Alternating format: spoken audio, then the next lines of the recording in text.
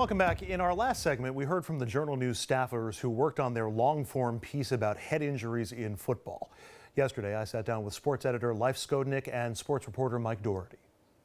The Journal News is focusing in on high school football in the Hudson Valley, in the lower Hudson Valley. The piece is already online, goes to print Sunday, is that correct? That's correct. Tell me what the focus is and what got the paper involved in looking at high school football. Well, as you know, Andrew, there's been a lot of controversy surrounding the game of football in the past couple of years, especially with the crisis that's developed at the NFL level with players having brain damage as a result of having played the game for so long.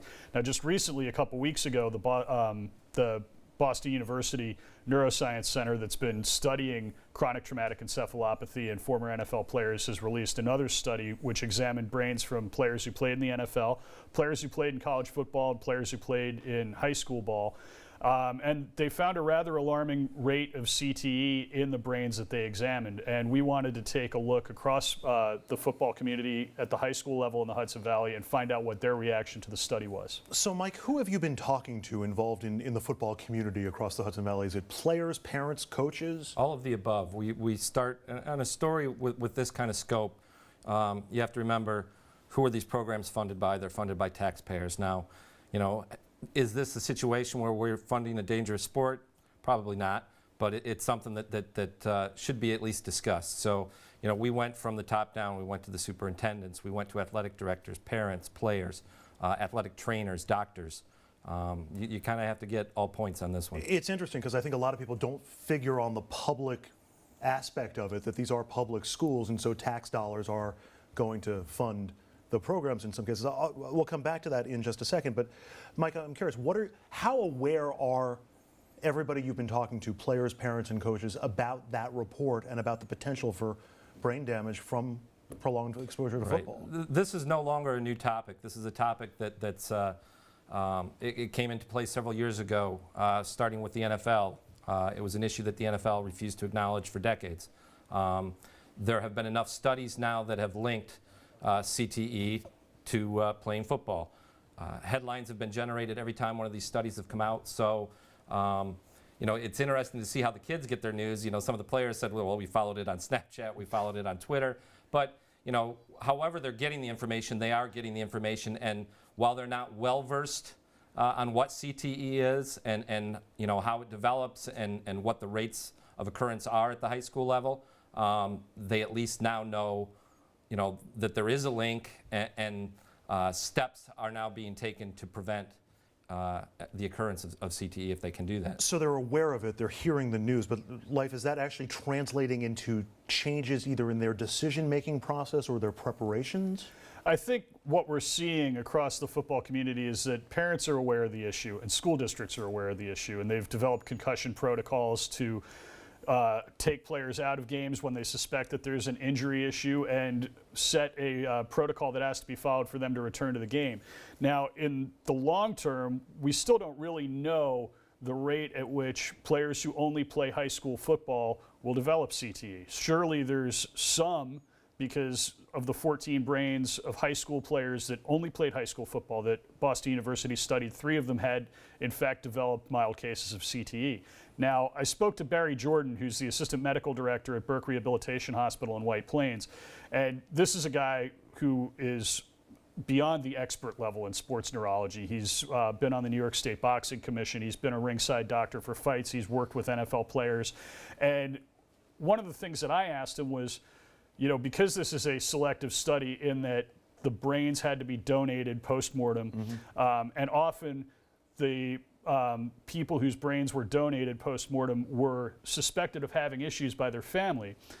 You have a self-selecting population to study, so I asked him, does he think that that 21%, that 3 and 14, is that possibly the upper limit? And he said yes, and he also said that, you know, if your only exposure to repetitive head trauma, the kind that causes CTE, whether, you know, boxing, football, if your only exposure is going to be high school football, the probable rate in which CTE will develop is very low.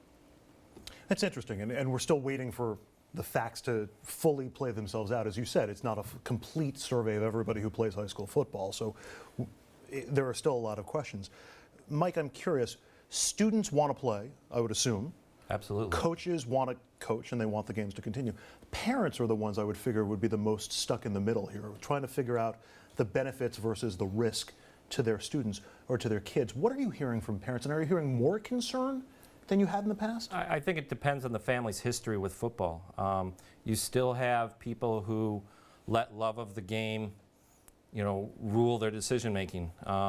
And football's a wonderful game. I mean, there's a lot of positives to. I love what it does for a lot of these kids. I can list success story after success story after success story.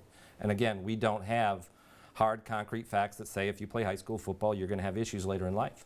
But yeah, parents are starting to at least look at this, acknowledge this. We have one of the parents in the story who wouldn't let his 3 sons play until they got to 7th grade.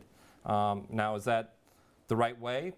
We don't really have enough. That's the problem here. We don't have enough research for this level, for the adolescents, to really make firm decisions. Their thinking was if we delay until 7th grade for my student athlete to participate, that we minimize the potential damage? Sure, because we're not just worried about the big hits or the whiplashes or the where you see one play and you go, that kid's concussed.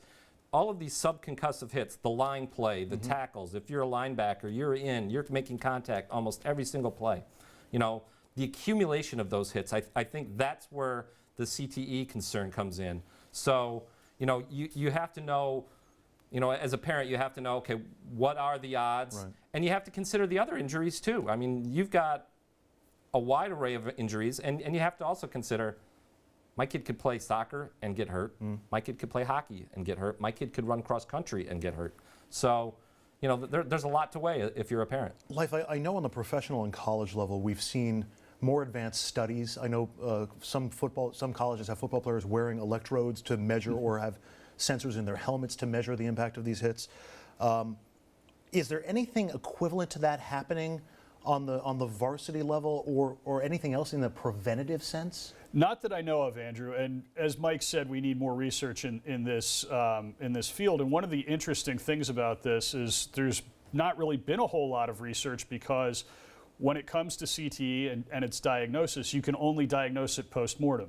You don't have a very large population of, let's face it, young kids or unfortunately, younger adults that are dying and their brains can be studied. So until there's a way to really find out if living people have suffered this kind of brain damage, it's still going to be very difficult to study. I want to ask you both as a final question. Where do you see the state of high school football in the lower Hudson Valley, let's say 10 years from now? Do you think we'll see schools that drop it out of safety fears? Do you think we'll see players abandoning it to the point where it's not played anymore? Will there still be high school football in the lower Hudson Valley? Right. I think the pivot point again comes back to these studies as they come out. There are some studies in progress.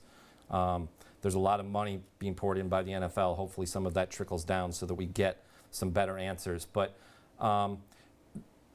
we've lost roughly 4.5%, I believe, is what the rate of decline was in the sport. So, over what time frame? Less than 10 years. Okay. So, nothing. That's not a major decline, and you can attribute some of that to, other sports being more popular. There are, lacrosse is on the upswing, basketball's picking up again, soccer's very popular. So you could have that. You could have lifestyle adjustments at home. Maybe I'm more interested in music. I give up on the sports. So there's a lot of factors that go into that decline. You on the same page with him? Yeah, I think, in 10 years, we're still going to be playing high school football. I think it might be at a slightly lower rate, and there are a lot of things that play into that, whether it's the brain injury issue is part of it, but at the same time, a lot of the rural school districts are losing population, and we see that, as you go further north in New York State, schools that are in Class D and Class C are combining their programs to be able to field a team. We've seen a number of schools, including one in the district where I grew up in New Jersey, just drop varsity schedules because they just don't have enough kids to play and fill out a lineup, and it becomes a safety issue when you only have 6 or 7 upperclassmen. What's the name of the piece? What's the name of the focus? Play On. Play On. It's online now at lowhud.com, and it'll be in print this Sunday in the Journal News. That's correct. Gentlemen, thank you very much. Really appreciate it. Thank you, Andrew. And we'll take a break. When we come back, our Hudson Valley headlines. Stay with us.